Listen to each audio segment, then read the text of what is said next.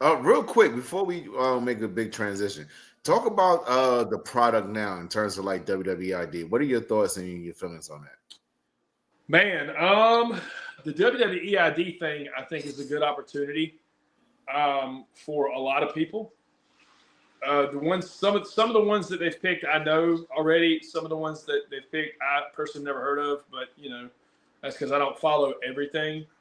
But I think it's a good opportunity. Anytime you can get those letters behind your name in any capacity, I think it's a good idea.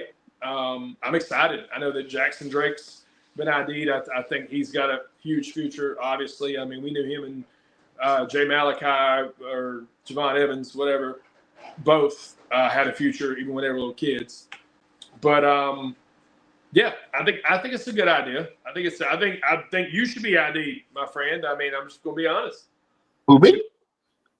I get Yeah, carded no, not sometimes. you, Brian. Oh, okay. I'm about to say I get carded sometimes in the grocery store. I was gonna say you probably get ID'd for different reasons. Yeah, different reasons. Yeah.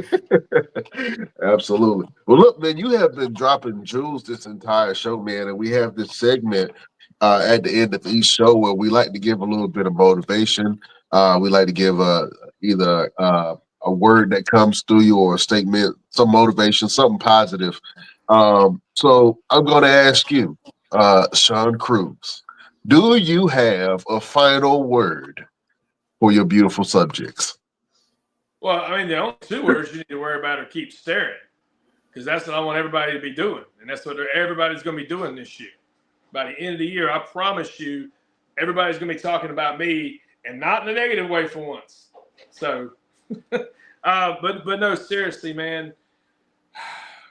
Like, anybody who knows me and has known me for a long period of time knows how emotional, how hot-headed, how short-tempered I have been in the past. But I don't know if it's through my engagement to my wonderful fiance, through finally getting out of that 14-year situation that I was in, just being a happier person overall. But, like, I found my peace.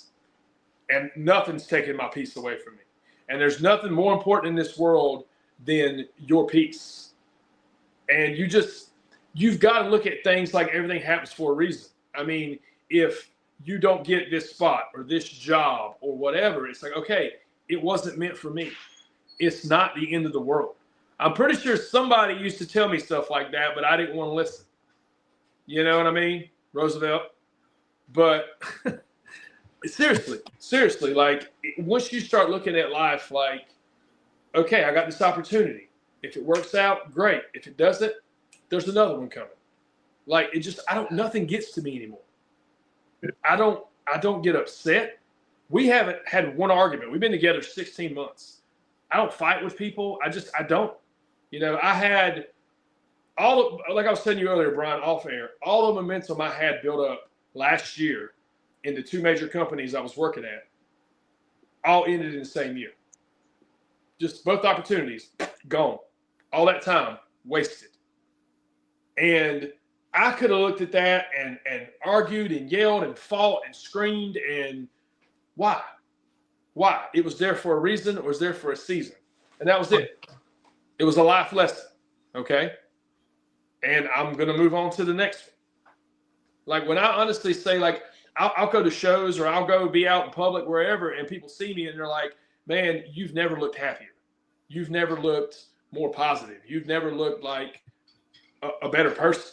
And it's because it's the truth, And it's all because it's Abby. She makes me want to be a better person.